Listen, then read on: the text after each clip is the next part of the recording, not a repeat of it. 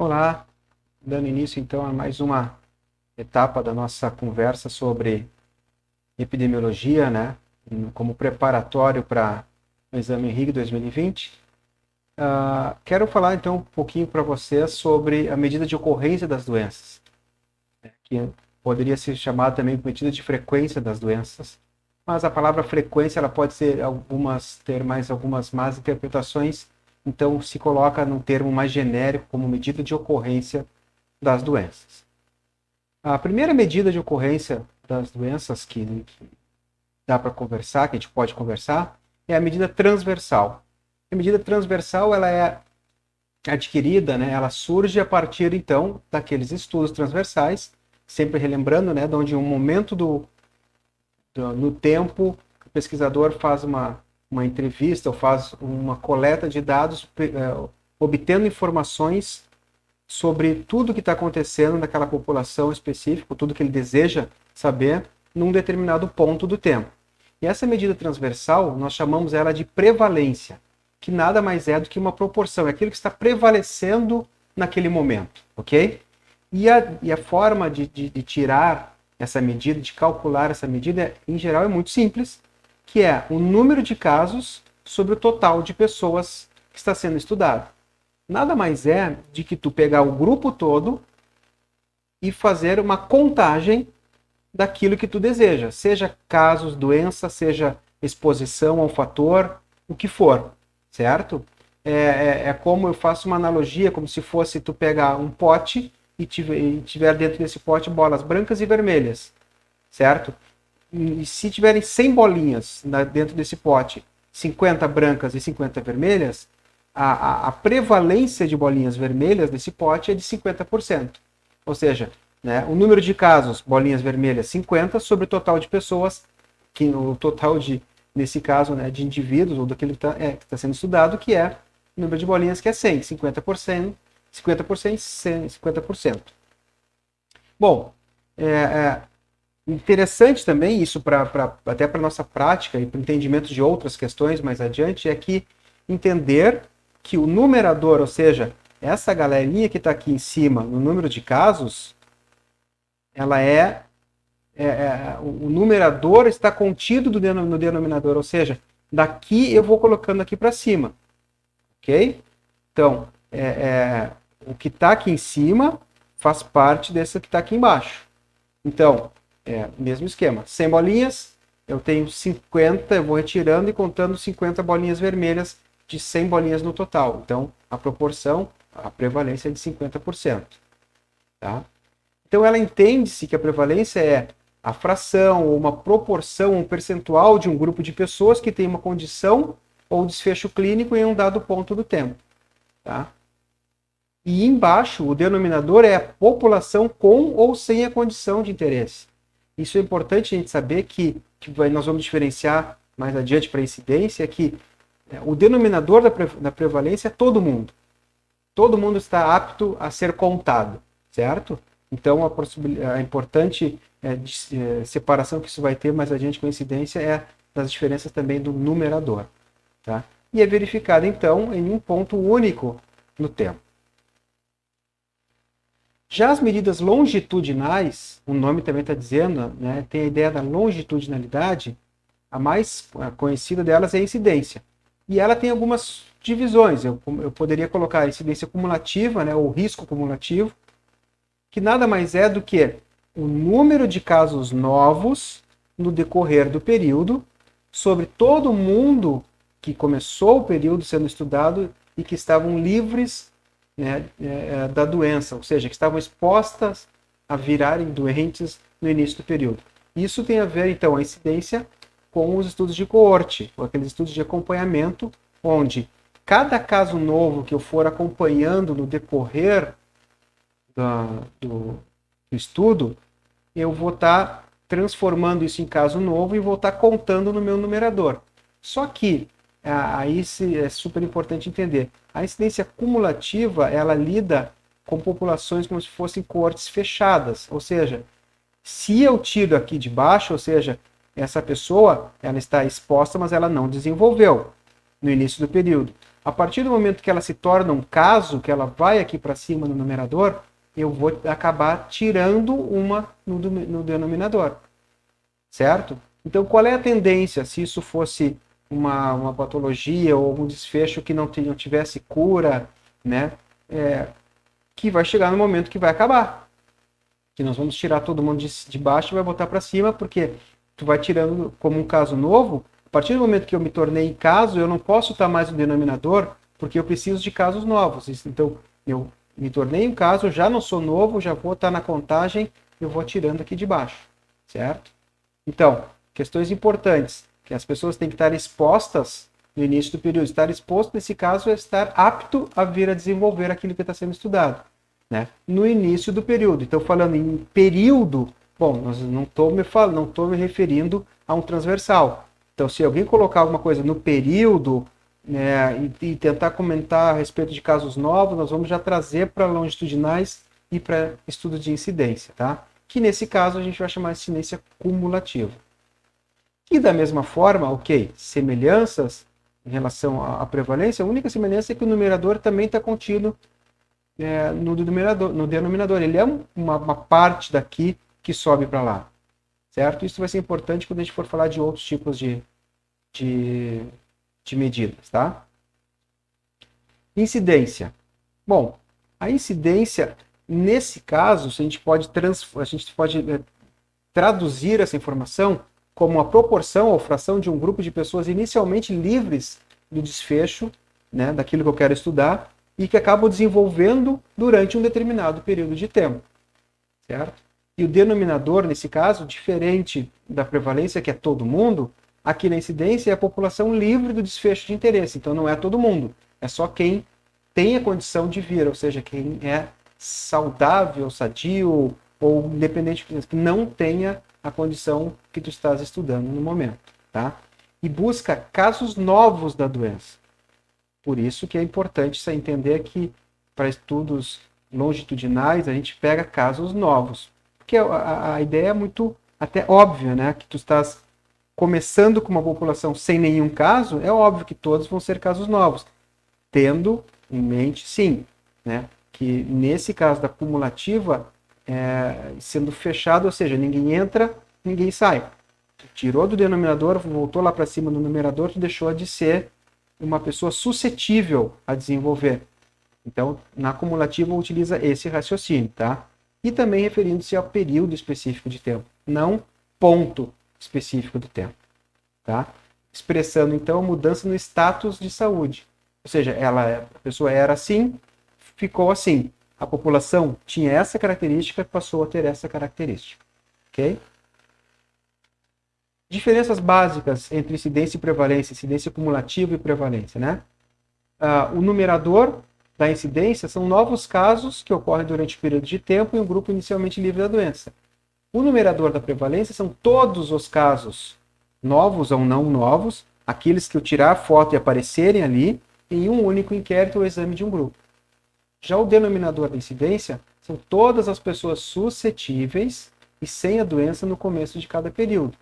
Já a prevalência são todas as pessoas examinadas, se elas são suscetíveis ou não, não. Elas têm que estar ali naquele momento da minha foto, tá? Em relação ao tempo, bom, incidência, estudo longitudinal, a duração do período. A prevalência, estudo pontual, é o único ponto ou um período. Só que aqui, essa é uma pegadinha. O único ponto ou um período, o que eu quero mais dizer aqui para vocês é que a ideia de período aqui, não que tu estás fazendo um acompanhamento, é que pode acontecer, sim, de que tu faça um estudo e conte quantos casos, né, tem entre mês de janeiro e fevereiro. E aí tu vai contar todo mundo, só que não vai ser um dia, uma semana. Tu vai pegar um período e vai contar quantos casos aconteceram, quantos casos tem. Agora, não necessariamente né, tem a ver, a relação voltar com aquela coisa dos casos novos, como na coorte que tu pega desde o início a população livre da doença. Então, conforme a gente falou, medindo incidência através de coorte e medindo prevalência através de estudos transversais. Agora, para complicar um pouquinho, existe uma questão que isso que eu já vi em algumas provas de residência, né, de vários lugares do Brasil, onde eles falam de densidade de incidência ou, inclusive, uma taxa, eles chamam taxa de incidência. Qual é a ideia? Ela mede o número de casos novos durante um período, da mesma forma que a incidência cumulativa. Porém, ela trabalha com uma nova forma de contar essas pessoas no meu denominador. E a ideia da população tempo em risco. Ela coloca no denominador um somatório de pessoas, de cada pessoa que contribuiu no estudo, livres da doença durante o período. Para poder o quê? Para poder agregar pessoas que se curam, para agregar doenças ou grupos que têm pessoas entrando em momentos diferentes do estudo. E qual é a ideia? Se a gente para pensar assim, tendo duas doenças, A e B, na doença A, as pessoas elas ficam, em média, 6 meses, levam 6 meses para adoecer. A doença B, elas levam 2, 3 anos para adoecer. A priori, tu imaginas que essa doença A ela tem uma gravidade maior do que a doença B. E outra, em estudos de coorte, comentando com vocês na aula sobre os delineamentos, que o estudo de coorte ele é extremamente difícil para manter e ter controle das suas perdas, né? Dos abandonos, a perda de segmento. Então, o que se foi inventado? Se entendeu que, bom, tudo bem que eu perca, tudo bem mais ou menos, mas se eu perder a pessoa, independente do seu momento, pelo menos eu vou ter o registro do período que ela participou do estudo e vou poder utilizar isso como uma contribuição. De que jeito? Tá? Bom, primeiro, isso vai seguir igual, medindo casos novos no período de tempo. Só que ela vai levar em consideração as pessoas que entram no estudo em diferentes momentos e colocando a sua contribuição relativa, né, ao tempo, lá no denominador, de cada pessoa sem desenvolver o desfecho. Tá? Trazendo essa nova denominação, né, essa denominação diferente chamada pessoa-tempo em risco.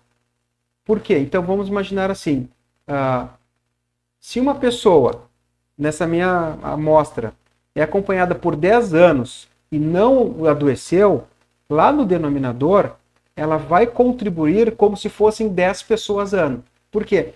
Toda a análise ela vai ser puxada para um período de 1 ano, como se fosse só 1 ano.